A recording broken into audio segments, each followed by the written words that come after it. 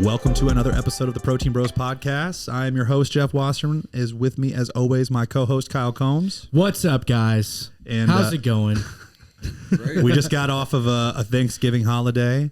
We got two incredible guests on the show for you guys today. Kyle, tell me, what was your Thanksgiving like? What was the best dish you had? Dude, I ate so much pie. Which kind? So many different types. What's your guys' favorite pie? My favorite pie is pecan pie. Like with ice cream or without? A la mode? Dude, if anybody can eat ice cream after they've just ate Thanksgiving dinner, then ice cream melts around all the food you eat. It's like completely limitless. I'll be honest with you guys. I've never cream. had ice cream after Thanksgiving dinner. Is With this pecan a pie? common thing? I'm going to ask you in a judgmental tone, would you please repeat what kind of pie? Pecan pie. Oh, hold on. Oh, You're about to pecan? come at me about the pecan pie. Pecan pie. Oh man. Yeah, I don't know. I'm north. from Wichita, so I guess in Wichita we say pecan pie. I don't know. I Pecan mean, pie. is there two E's in Here's it? the thing about pecan pie. Why is it pecan? Why isn't it not just pecan? No, it's pecan. But there's not two E's. The farther south you go, the more pecan it's going to be. I'm with you. My wife's family's all from Alabama, and they definitely say pecan pie. Yeah, I'm with you. Pecan pie is the best because it's just basically a sugar pie. You know, That's phenomenal. Basically what it is. Sugar and fat pie, which is so amazing. good. Yeah. I mean, What'd you have, Jeff? What was your? You know what what? was your meal? Someone made those like Oreo balls. Yeah. You ever had those before? They like take basically crushed Oreos and cream cheese and roll them up into some kind of like a filling and then dunk that in chocolate.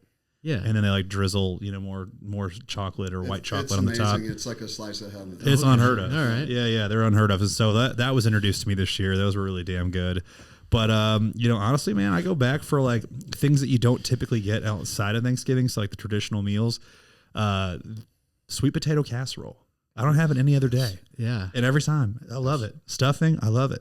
Stuffing's great, dude. Yeah. Stuffing's an underrated side on. You're rated. Thanksgiving. You're nodding your head. No, Brandon. Tell us. No, it is. It's amazing. So Okay. I could eat turkey and stuffing like every day of the year. So Oh my you bring the leftovers home then? Oh, definitely. Yeah. Here's something that we did these past 2 years. It might be a little blasphemy, but my wife hates turkey, and so last year she goes, "Hey, I'm gonna cook prime rib instead of turkey. Are you okay with that?"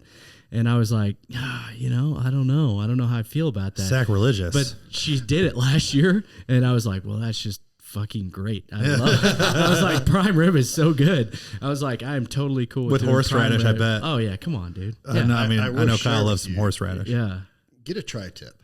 I Yeah. just had that, Pretty good. and it ranks right up there with prime rib. Really? Mark Duckworth says tri-tip ranks up there with prime rib. If Brandon you're Cass tight. loves turkey and stuffing. Turkey all day. I figured that's how we introduced the guests. Hold on. Hold on. But here's the question about the turkey. So my dad still does turkey, but he smokes it. And I think that's the way to go. How do you do your turkey? Normally baked. Do you? Yeah. It's In the just bag, it's so easy you know. to make it too dry, you know? There's no You such gotta thing be- as a moist turkey typically, but I'll tell you right now, my family also is with you on the fact that like they're not huge turkey people, and so to keep it from being completely sacrilegious, we do like the turkey breast, which we found is a great way to make it moist. How many times are you going to say moist? Are you doing that on purpose? I am Moist. The way to keep the turkey moist is to take a pound of bacon. Oh, here we go. And then you take it you basket weave it. kind of, and then you also take 2 sticks of butter and you rub it into the turkey, Let's go. and then bag it. Brandon makes our turkey next year. You put your I know. spices in. I mean, like this You put your is. spices in, you bag it, and it's ready to bake. Okay, I feel Yeah. you on that. I'm actually impressed. One year, my dad like thought he was a genius because he took our turkey and he bought 25 of the Papa John's garlic butters. Wow. And he just like bathed that mother in just garlic butters from Papa John's and was like telling the world like as if he had just unlocked some kind of code. It was Did like- he though? What was it like? really good. I mean, Yeah, it was was it worth it? As a kid, I was like such a picky eater. I ate like mac and cheese and rolls every year. So I'm not the best person to ask, but I would remember being like, this is definitely the best turkey I'd had to the point. And I was like 12. So, but I'm telling you guys, Papa John's garlic butter, try it once. I will say that the bacon idea is pretty high up there. That seems like a good idea. Oh, it's You guys ever done the deep fried turkey? Good. I've had it before. Yes, I haven't done it. Does it stay moist like that? Is it does. good? It'll hold its moisture. Mark says not tri-tip bad. is the way to go. I'm on board with beef. Yeah. Eat beef. Yeah. Hey, we all love beef cattle here. country. You know what's been growing on me though is cranberry sauce. You know, I was previously not a big cranberry sauce guy. Still can't do it. Cranberry sauce recently, I've been liking it more and more. I'll never have it on purpose.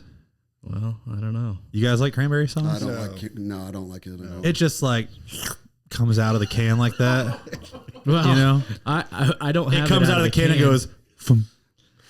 It's just Looks gross, like dude. Jelly reject. Yeah. Jello that no one wants to eat. We just went from moist to Yeah, dude. That's a what little. That's what it sounds like. It is like a gelatin, but I'm not talking about that. I'm talking about like the cranberry sauce that's made. Okay. You know? Did you have that? Yeah. My Okay. mother-in-law. With your what? prime What? rib? What do you say? Time out real quick. I'm gonna have you raise your mic up and then you pull it closer. Okay, I'm sorry. like that. That way you can stay leaned back, but it's closer Okay. to your face. There we go. Gotcha. How's Mark doing over there? Yeah, he's good. Money? Roger. He'll just cut this out. That better? Okay. All right. Yeah. Now let's talk about fitness stuff. Now that we've been talking about I how had to so be many more pie questions how to coming. be a but- fat ass around Thanksgiving. Well, let's talk about fitness. So we got two guys here for all of our listeners. Two great guys. Two great human beings, first and foremost, but also have excelled in fitness. Mark, you have done bodybuilding shows, powerlifting meets. You have hosted them. You've coached at them. Brandon, you're a jack of all trades, man. You've competed at an unbelievable high. You have numerous world records, I believe, right? Yes, How sir. many world records? At one time 18, but that's multiple feds. But yeah, so for a long time, and then competed for over 20 years.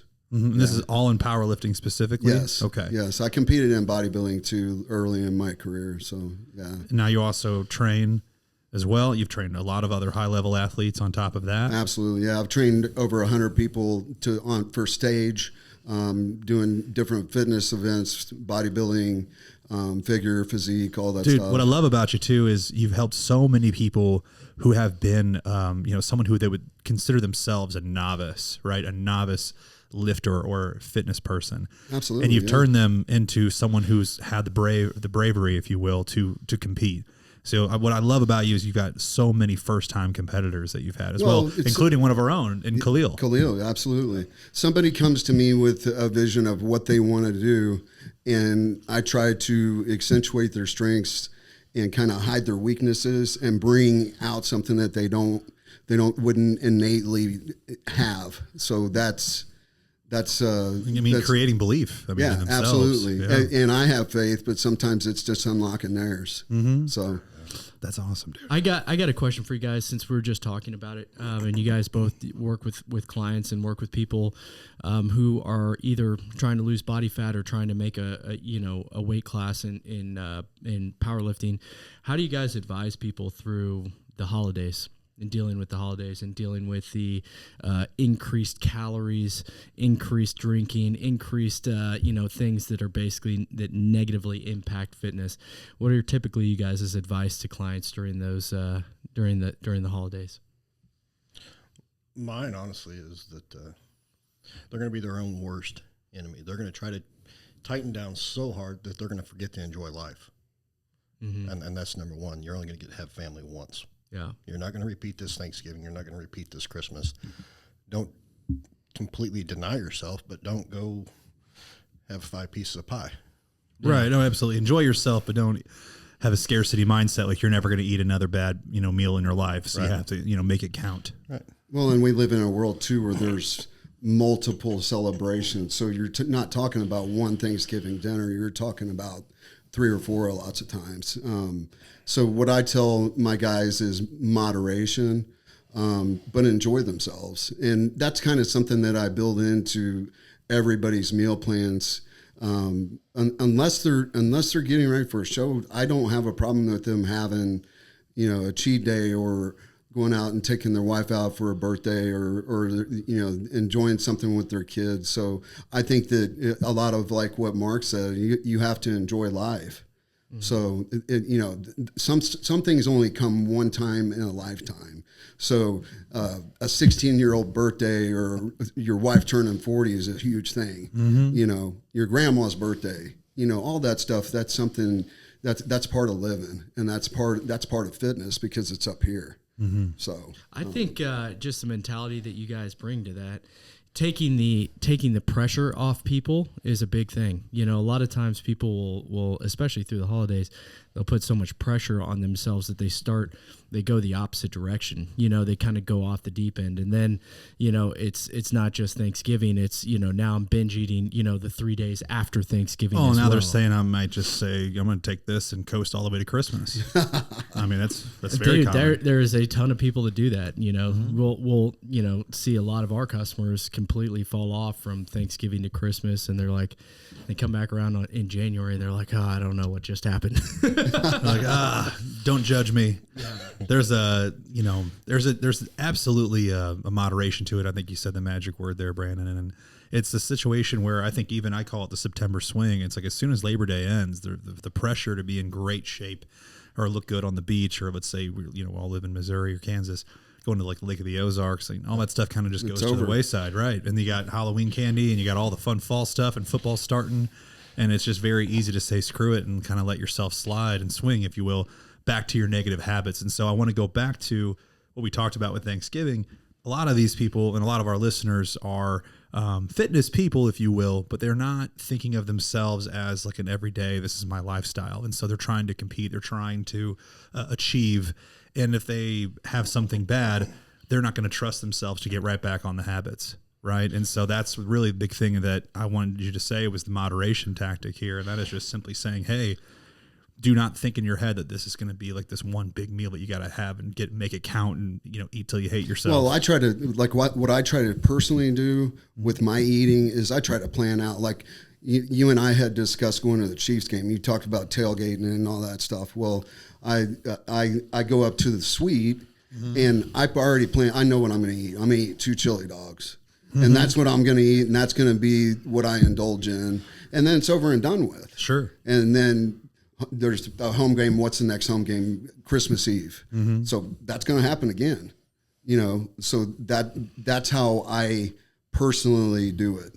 So that's not for everybody, but that's what I encourage people to do. Say, hey, I'm going to grandma's for Thanksgiving, and then I got to go to mom's too. Well, I'm going to have a plate here and a dessert, and then another plate later on in the day. Maybe skip the dessert. Sure. Yeah. Plan it out. Yeah. Bottom line, So, have a plan and work that plan. Yeah. A lot of times, if I know that I'm going to have the 2 chili dog meal later in the day, earlier in the day, I'll basically like fast, or I'll just have protein portions. Maybe I'll have 30 grams of protein for breakfast, 30 grams of protein for lunch, and then when those chili dogs come around, there's all my fats and my carbs for the day for the most part. Well, I've had Brandon he's programmed my diet before too, and when you not necessarily fall off the wagon, but you have that bad day, and the best thing he's ever went was, it's okay, you're fine. Let's not do that tomorrow. Make sure you get your water today. Make sure you get your cardio. Let's give it 2 or 3 days. And then about 4 days later, everything's actually better.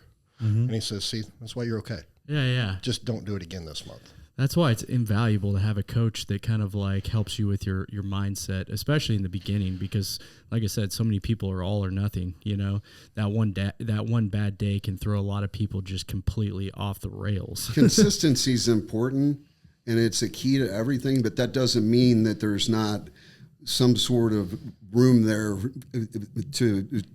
for fluctuation.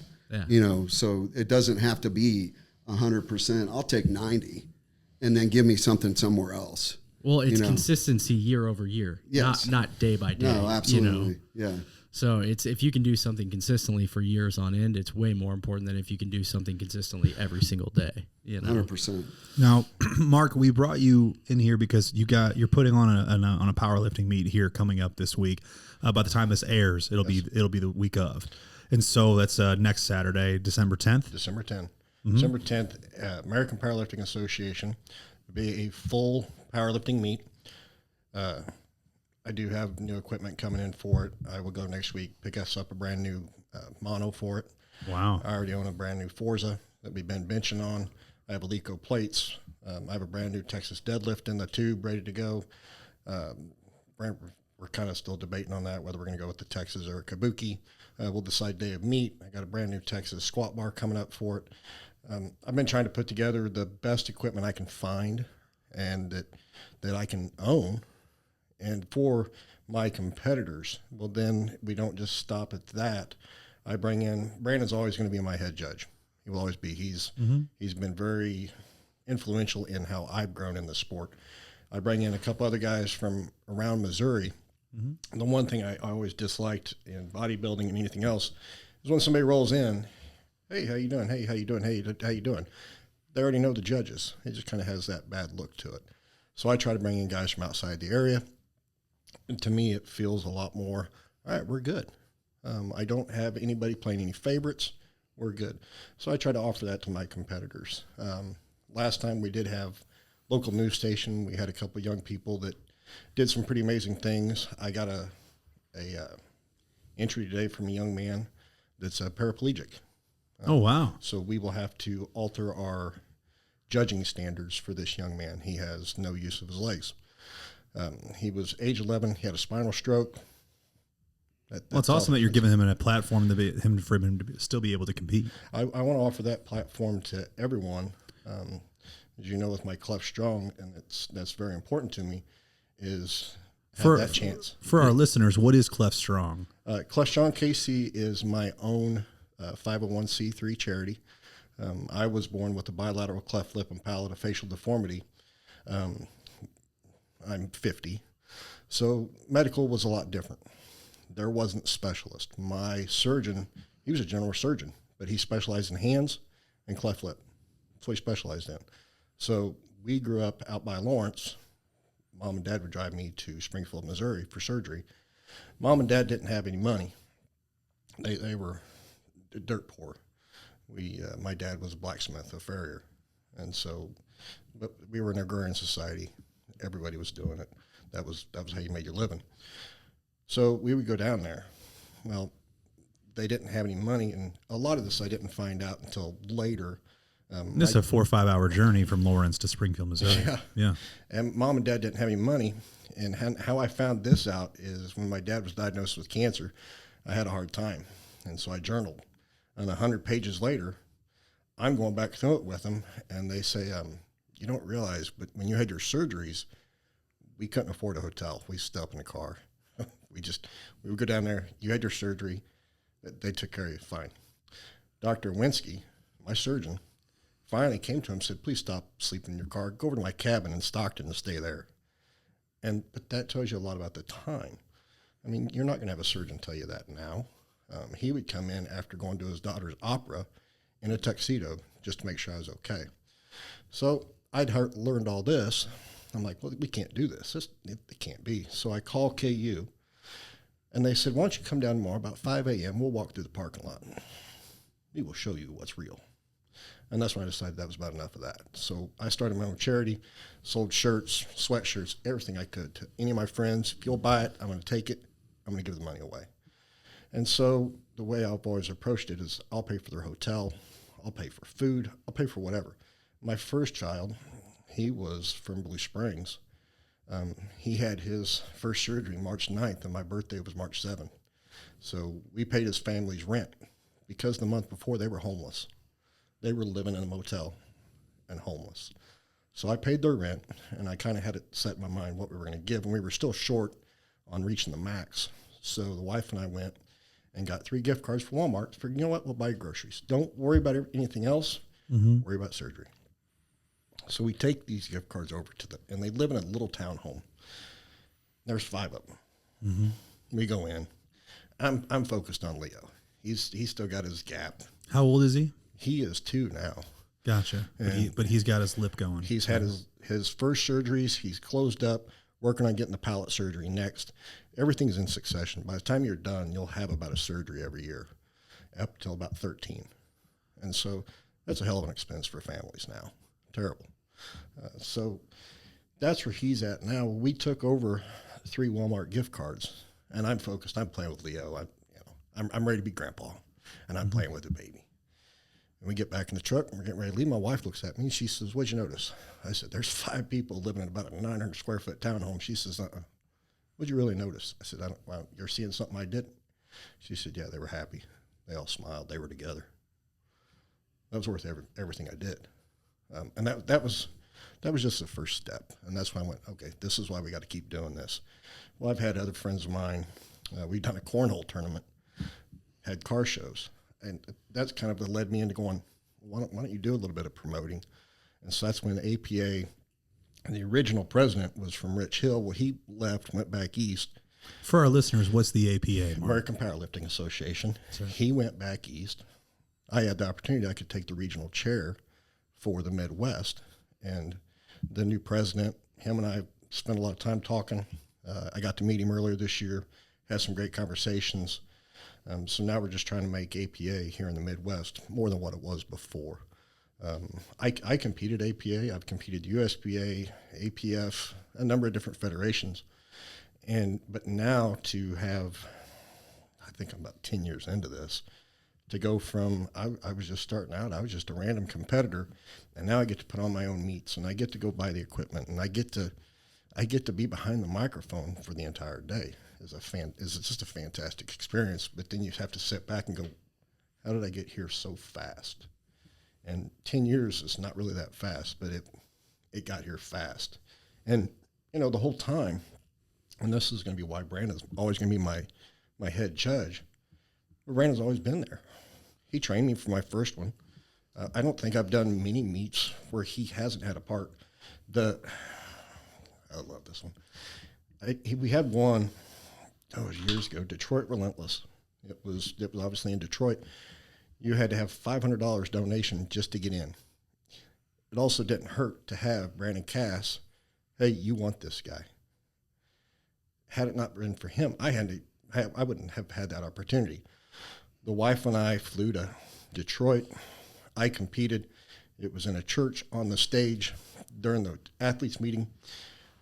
And they didn't have to say it, but they did. They're like, hey, the front 2 rows are for the kids we're going to benefit. Now, mind you, the kids, they're all terminal. And if you don't acknowledge them after you have a good lift, if you don't acknowledge them, just go ahead and walk off stage and grab your bag and walk out that door and keep going. We don't need you. You didn't have to tell me that. You were going to shake hands and high five every kid there was. And so everybody kind of had their own kid they represented.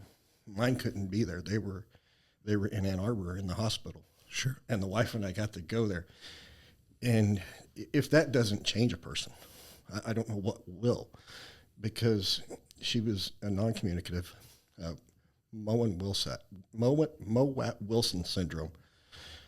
It was just incredible. But had it not been for Brandon, I never would have had that exposure to go do that. And then to hear all these years later, I start my own charity. I get to have my own meets. Well, it's due to one person. And I go back even further than that. When Brandon and I first met, and it's how I started training with him, I was ready to quit the gym. I'd had enough. I'd been in it for 7 or 8 years. I was tired. Told the wife, I said, I'm done. Get rid of these gym memberships, buy me a bass boat. I'm going fishing. She says, okay, why don't you talk to Brandon? No. Really? You got to go with Brandon, learn how to power lift. No. She says, cool. You start with him next Tuesday at 2 o'clock. And now here we are, all these years later. And sometimes I'm kind of a pain to Brandon. We talk probably about every day. And it may be about something just dumber than daylights. But hey, man, I got this going on. What do you want to do? Whatever you want to do. Okay, well, I was thinking we could do this. And really, that's most of the time, even in training, even in life, Brandon says, do you feel like it's good for you? Then let's go. That's what we're going to do. That's what a great coach does, man. Yeah. You know? And so is he my coach in powerlifting? 100%. I don't coach with anybody else. But as a friend, is he also that coach there too? Amen. Absolutely. Amen. Yeah, man, it's great to have people in your life that you can obviously count on for more than just the professionalism, but also to look out for you, you know? And I know that, Brandon, we've heard from many of your clients that you've been that person for them for years and years and years. And so I want to get into a little bit more about you and what you've done and how you've gotten to this point. because you have an incredible story. You know, and let's first acknowledge the fact that, Mark, it's amazing what you've done so far with Cleft Strong KC. Thank you. I think it's incredible what you guys are doing with these meets and giving back.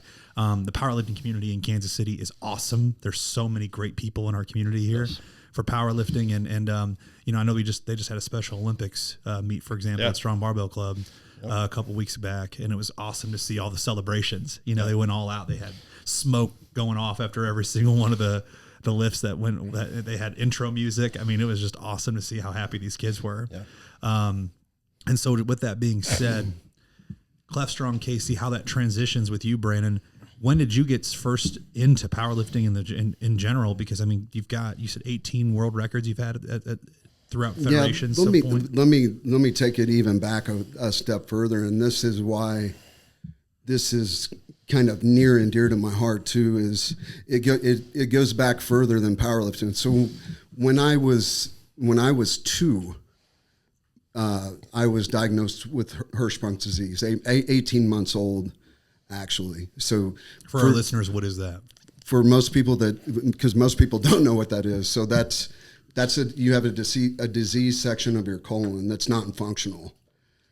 So back then, nobody had ever done the surgery. And so I was born with that, and they couldn't figure out why I was sick. And so interestingly enough, we had talked about Mercy. So there was a doctor there that had trained in Europe that had done the surgeries.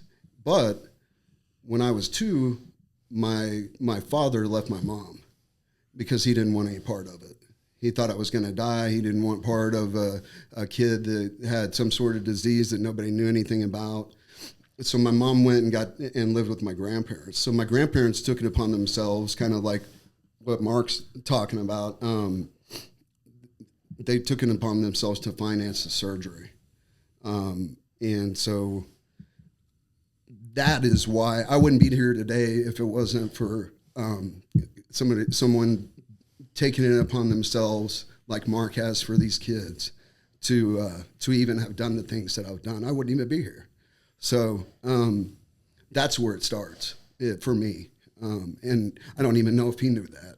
So, but that's something that's why it's close to my heart. Yeah, your grandparents sound like incredible people, Brandon. Yeah, and they were. Yeah. So that's really special. Thanks for sharing that with us. Sure. But anyway, I started competing in powerlifting when I was in college playing football. Mm-hmm. I had a roommate. You're just a teenager at this point. Yeah, so I was 18 going on 19. I had a roommate that was from Paola, Kansas. He was a quarterback that they converted to linebacker. And I still remember his name. His name was James Ragsdale. And he's like, well, you're really strong. You should consider powerlifting. And so after practice every day, we would go to our wellness center and work on powerlifting lifts. So it was just the core 3. So we would squat one day, bench one day, and deadlift. And I was horrible at first. I was a really good squatter, okay bencher, but the staple in what I've known for is always my deadlift, and I was awful. And so we started in, and then I did it for a full year. And the following year, I was able to win junior nationals in the 18 to 19-year-old class in Pennsylvania. So it was pretty cool because I had never even been on an airplane. And so again, my grandparents were kind enough to buy me an air ticket and pay for my hotel to go to Pennsylvania to compete. Tell me this, what was do you remember the weight class you were at 18? 275. Holy heck, dude. You were a gigantic dude. I was fat. What do you weigh now? About 215. Yeah, man. That's wild. 275. And how tall? Well, back then I was actually taller than I am now, so I was almost 5'10". Yeah. Yeah. So I'm a couple inches shorter than that. The gravity gets you over the years. So, yeah. Yeah. Lifting the heavy weight and everything. That's already happening to me. Speaking of deadlifting, I mean, what's your max ever deadlifting at 900 or in the gym? I did 900, and so at 220, 848, at 242, 855. Yeah, and that's in competition. So that's crazy. Yeah, and I've got to do some really cool things. So, you mentioned the USPA and the president, Steve Dennison. I'm actually the guy that helped bring the USPA to Missouri initially. Cool. Yeah, years ago. So I think it was like 2009, 2010 at Club 7. Yep. So you guys have done so many cool things. Tell me this: what's your favorite memory as far as in your lifting career for your personal accomplishments? That's tough. Gosh, that's a really tough one. You can give us a couple if you want. What comes to mind first? Probably when the very first time. So there was a record that was set in 1983 by a guy named James Cash, and he's actually from Kansas, and so he had the all-time conventional deadlift record, and at the time it was, I think, 837, and I was privileged enough and had been blessed enough to break that 3 times. So, but I think in 2010 I broke that in Blue Springs. So we got a nice video of it here. That actually is at the Olympia. Oh, so, okay, yeah, cool. That's in Vegas. So what are you picking up right there? 838. Like it was nothing. So dang, yeah. dude. So that's Just wild. yeah. So yeah, it would be a really bad day for me if I would ever go under 800. So that's crazy. crazy. And now, at one point, you broke a record, I believe, while you were beating cancer. Yes. Talk about that a little bit for us, please. So that was a squat record, actually. And so that was in 2016 in Branson. And so actually I had been cleared, but I broke a master's squat record in Branson, Missouri at a SPF meet. And so that was the all-time 220-pound class raw squat record, and that was 740. Dang. Yeah. Did you do that at an Anytime Fitness? No, it was actually at the Mansions, the big event center, and he remembers that too. Meet? Yeah, that was a Greg Byers meet. I remember all the SPF. Greg Byers meets. Yeah, I was about to say, I've done an SPF meet at the, because doesn't he own that Anytime Fitness down there? Or is it Anytime? No, that was He Rich did McDowell that owned that. Yeah, He was a big bench guy. Yeah. And his wife was actually, I think, Miss Missouri in bodybuilding, Christina. So yeah, they're really good people. But yeah, I mean, I've been all over and lifted. I don't even know how many meets I've lifted in, but it's definitely been an enjoyable experience, and it's hard to pinpoint one memory. But anytime I get to share it with at home, it's a big deal to me. Yeah. So with you, Mark, what's yours? Oh, I don't know. You had all this time to think about it, Mark. You got what? Doesn't mine pale? No, everything. It's all personal, man. Yeah. I have everybody has a favorite lifting story. I've never even competed. Look I got how much a favorite more jacked I am than Jeff, and he's still got No, it's the keto. I set my American record in APA this year at 650 for a squat. See? And we were just back east in Connecticut, and it was the wife and I, and we don't know anybody. It's just her and I, but that's all it's ever been. It's just her and I, and some of the other things we do. I did a small one earlier this year and had my son with me, and my son's always he's the only guy that ever was allowed to hit me. Yeah. And it's just part of the thing. Most people realize it. And my son, he's 19. He's always with me at the gym. He's been with me at the store too. Yeah, pretty much. Yeah. He's always there. I mean, he's in college now, and it's kind of the worst thing in the world for Dad, because for the past 5 years, there's been an hour and a half every day. We go to the gym, we spend together. We've just grown, and now I get the phone calls. Hey, Dad, I pressed this today. I squatted this today. Cool, man. And when everybody goes, hey, your son's going to beat you someday, I can't wait. Of course. I want to spot it. I can't wait to see it. It's going to be fun. Yeah. So I get to do a lot of things with them. So you asked me which one's my favorite. I got damn many of them with him. And then, when her and I travel, and, we went to Relentless, and we did that up there, and we spent an entire weekend powerlifting. So we go to Detroit. I compete. We got on an airplane the next day. We don't come home. We go to Vegas, because he's out there with a couple of other guys we know, and they're at Worlds. So we fly out there, and we hang out in Vegas for the entire weekend. We don't even gamble. We spend 3 days just powerlift meeting, and we come home, had the time of our life. That's had awesome. stories. That's an awesome memory. Had great stories to go with it. And it's just time. I had the time of my life too. because I was out there alone. That's funny, man. Easy to do. It's Vegas, man. Yeah. Yeah, that was a long time What ago. buffet did you hit? So we were at That's the, what you're wasn't it talking Golden about, Nugget? It was a Golden Nugget. Yeah. So that was a staple. Well, So, the best part was Old Town Vegas. Yeah. Yeah. Fremont you Street. and Doug and Stevie and I were all walking down Fremont, and we're not little guys. Certainly not. No. So it's almost a pinball effect. People just bounce off of you, and we were just doing our thing, just living life. And us four knuckleheads walking down the street. Well, there come, I know, Summer, Debbie, Jenna, and there were some other people with us too, and they were just kind of trailing in behind. But it was us kind of breaking up the crowd. And Clearing the way. Yeah, but it was just, we had a great time together. Who were Summer, Debbie, and Jenna? You were playing. Debbie's my wife. Fullback. Jenna was Stevie's wife. wife. When you started Summer and Gemma in Vegas, I was thinking these were all strippers. I and porn was too. stars. I was like, where are we going? Sir, on the this is a octave, my family wife podcast. listens. Erotica. This is Yeah. a family Easy podcast, now, Debbie guys. listens. Easy. That's so funny. Oh my god. I'm still telling her we went fishing in Canada.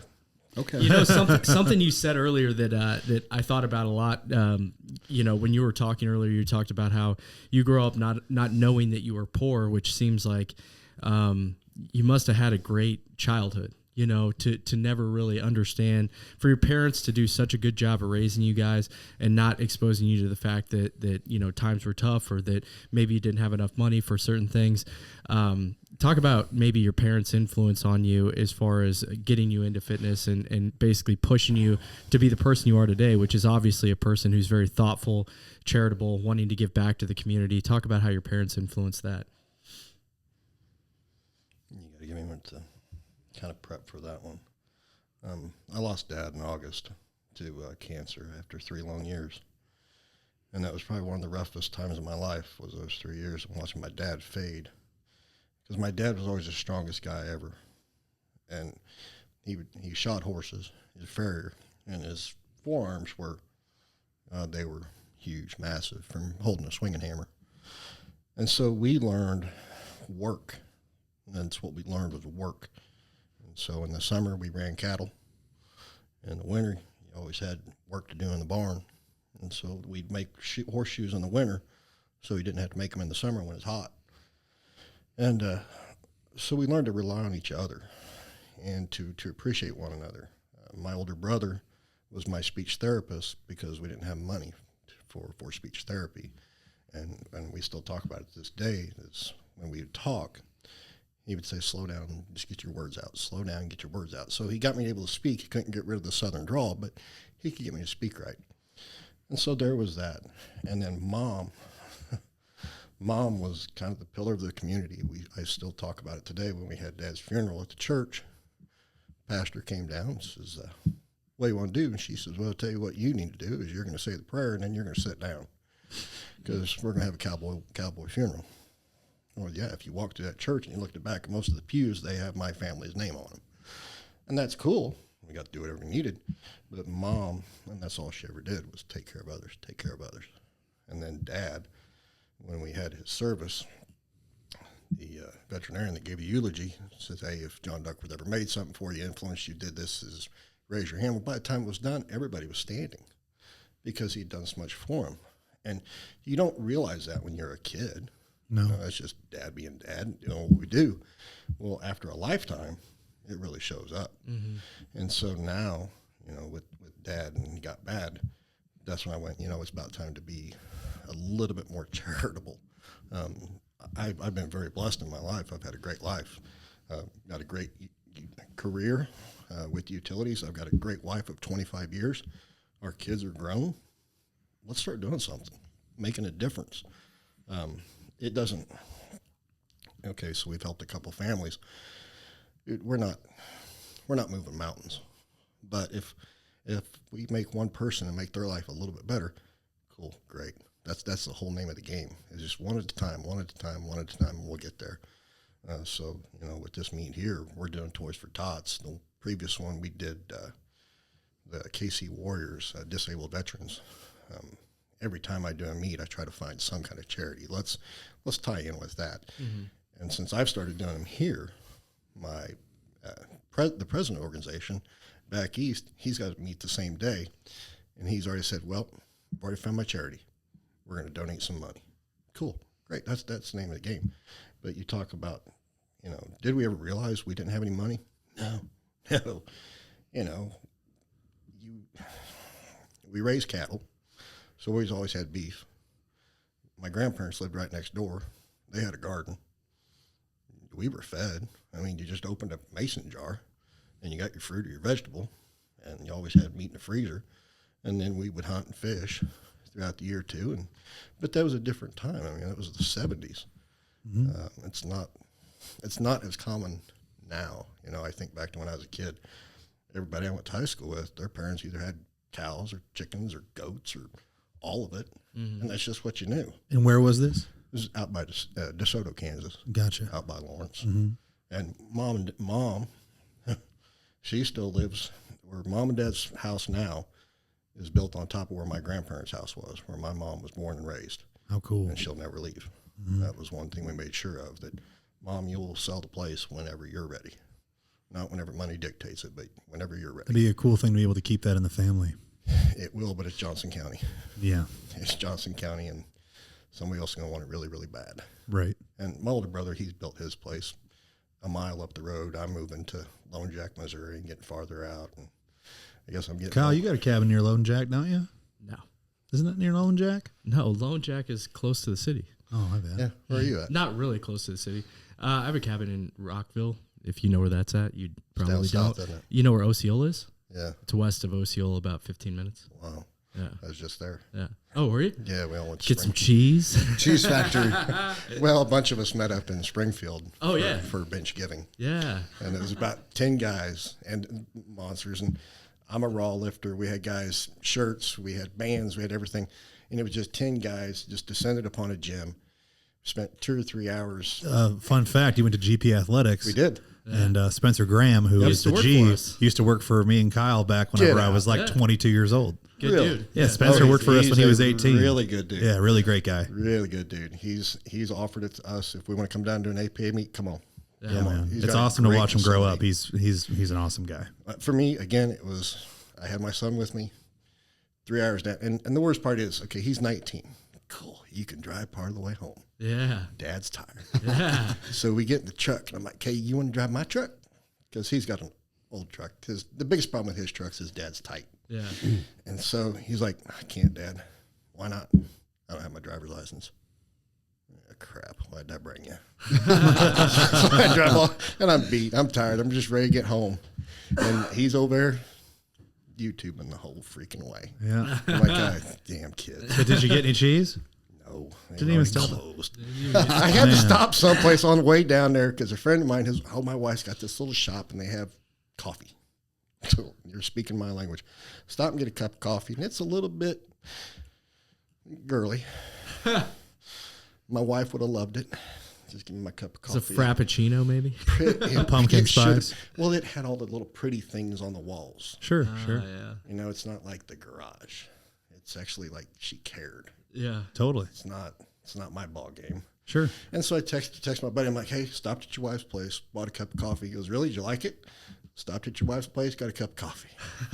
Kind of girly, ain't it? Yeah. Just tell her I stopped. I help support your local business. I don't want to stop there again. And I don't want to take my wife. That's what counts. I know, but if I take my wife there, when we walk around, I need to make sure I hold her hand. That way she can only spend half as much. Is that the trick? Yeah. I'm learning these things, dude. Hold their hand. They can't spend as much money. I think you just going out of your way to stop just shows how much you care about community, man. Just there's a lot of people out there that even if they had a buddy, they wouldn't go out of their way to stop at a place like that, especially a place that didn't align with who they are. If it's a girly place, it's probably not going to align with who you are, but because you're a good person, you went out of your way to stop there. I think like I said, that just kind of permeates through all the things that you do, all the choices that you make. Dude, I think of that. And I do think of that. I mean, as I've gotten older, my career's done well. I don't need it, but $20, $50, $100, whatever. Mm-hmm. And it'll come back to you. And Mom and I talk about that over and over. You do good, it's going to come back to you tenfold. Yeah. But don't worry about it coming back to you. Just go do the good and just leave it at that. Don't expect it. Just do the good. And I think what that's taught me is no matter how it comes back to you, you feel the wonderment of it and how great it is.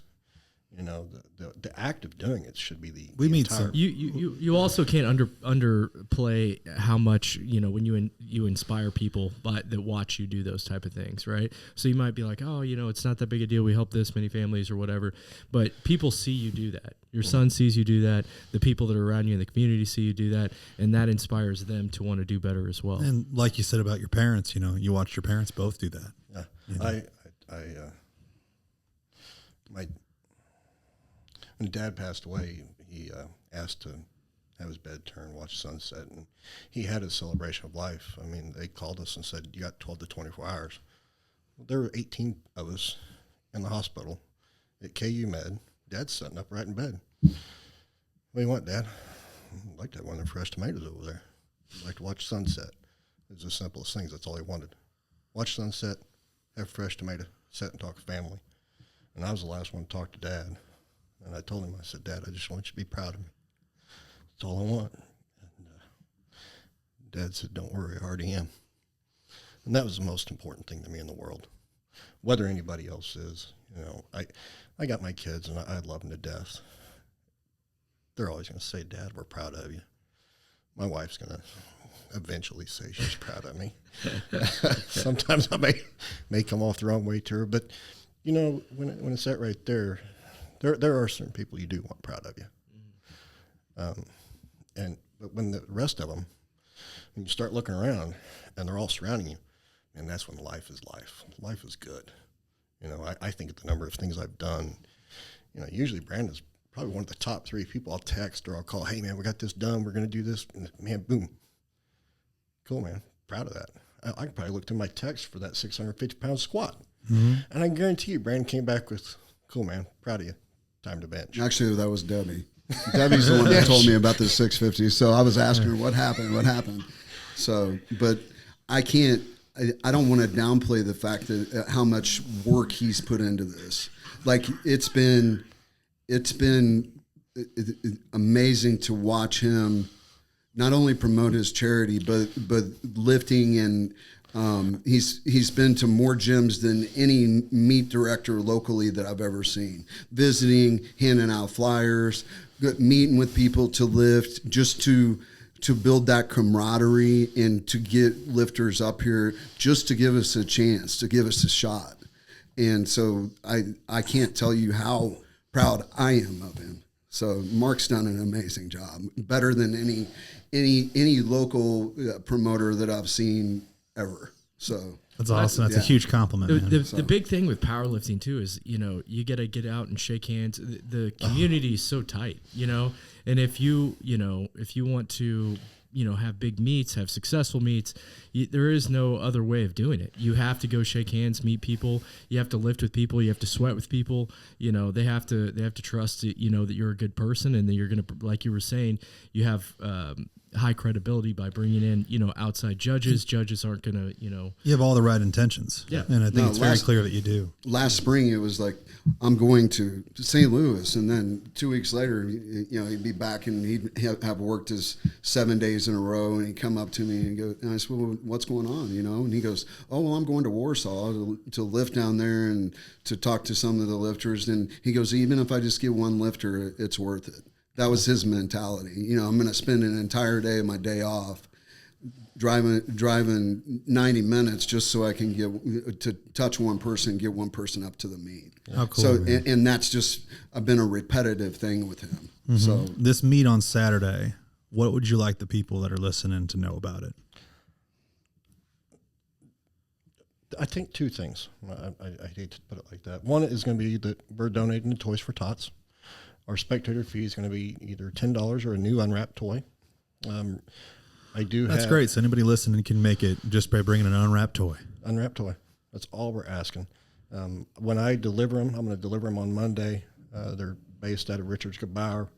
I want to fill up the back end of my truck, not the back seat, the bed of my truck. The whole bed. And I have a full-size GMC truck. I want to fill that thing up. I want to feel like when we back up, I want the gunnery sergeant to look at that and go, wow, that's what just a bunch of big meatheads did. Yeah.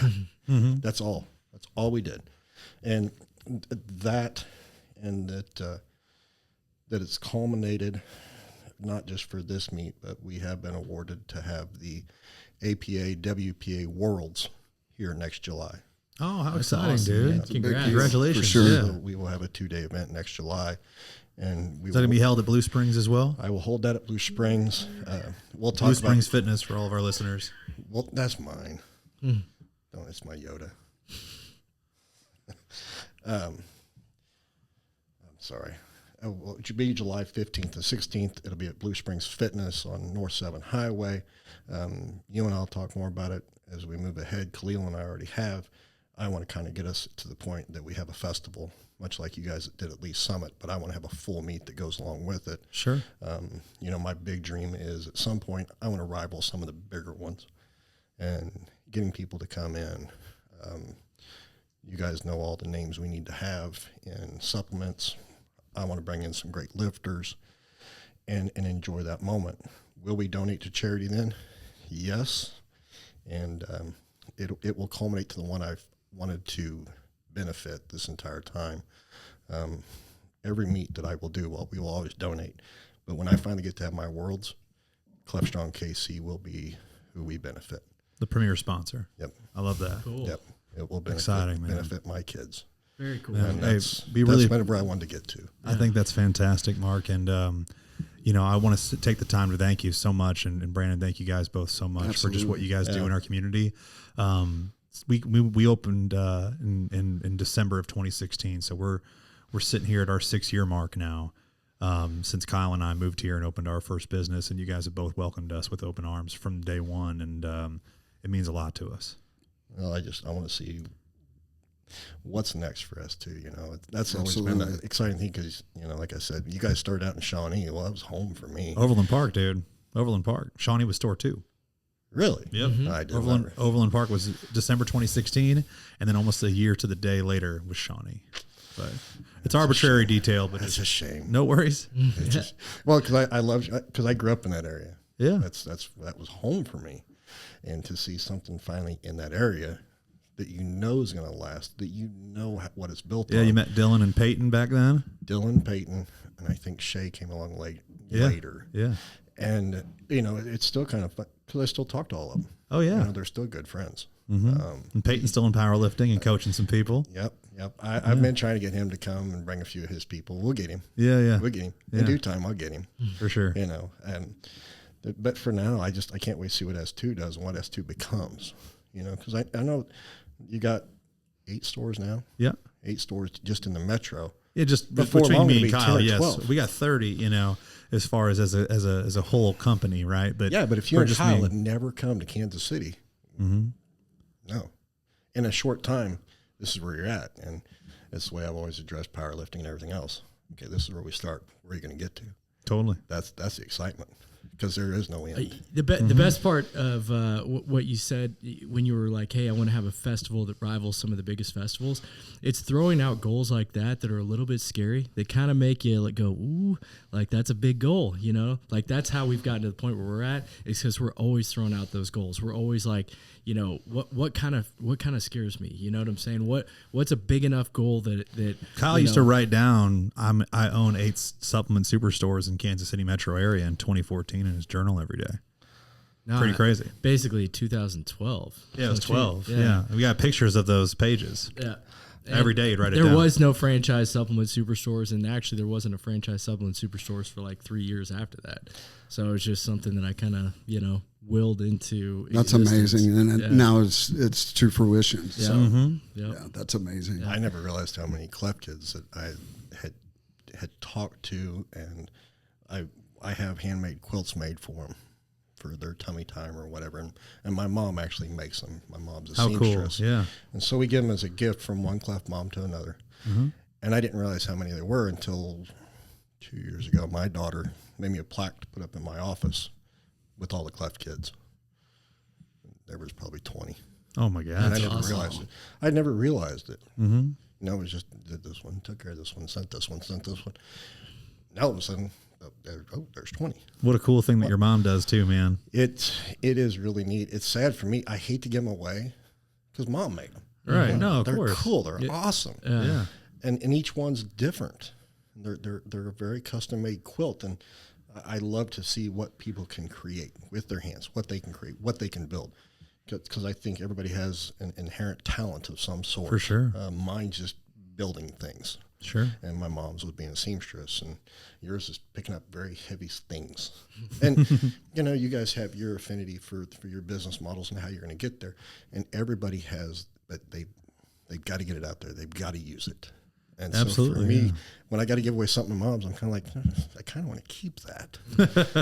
How many more am I going to see? So there might be, one for a boy and one for a girl that might be hidden away because I'm going to have grandkids someday, and they need something that their great grandma made. For sure. That's the fun part of it. But you never know, and we've always applied it as you just got to talk to one person. So I got to do one person, much like you saying, I just got to get one person to a meet. Well, all I got to do is find that one right person, and Cleft Strong will go to that next level. Then I got to find that next person. But if I don't get out and talk to people, I'm never going to find them. Of course. Never. Very true. Yeah. So you got to be talking to everybody. Yeah. You master the number one thing is you don't ask for permission. Mark, you go out and you start doing it. And maybe someone from the stands will say, "Oh, you should have done it this way. You should have done that way," but they're not doing anything. That's right. And that's the difference, man. And so I applaud you for your efforts that you put into this. And I want you to know that it makes a huge difference, and we all appreciate it. Appreciate it. We ask one question to all of our guests. It's a BBQ&A, if you will, and that is very important. What is the number one barbecue in Kansas City for you? L&C's. LC's? Oh, yeah. LC's? Yeah. Okay, that's a great one. Gates. Gates? Yeah, hands down. Trash. Trash. No, you have to take the fries, and it's not about the meat. It's the fries and the beans. So you take the fries, the thick cut fries, and then you dip them in the beans. Hey, those are like steak fries. They're like little boats. I respect the how accurate you are with the details. What you need to do, the details. See? Saturday, I went to Gates because I genuinely was trying to buy some firewood, right? I go to like 5 different gas stations looking for just a bundle of firewood. I say, who I know has got some wood for sure? I may help you. Gates Barbecue. And have you ever been to Gates, dude? They're mean there. They're probably like, hell no, get out of here. The hi may I help you was a little nice sounding. It's never usually that nice there. But they went and they got to a manager. A manager talks to goes into some old office door. It's like I go talk to somebody else. It's like a reverse mirror you can't even see in. Guy walks out. He's like, "Sorry, man, we're low on wood." And I'm like, "God dang, worthless Gates. You guys are worthless." Sorry, I picked the wrong team. Okay? It's all good. I'm just saying, hey, I respect the Frank and beans, fries and beans comment.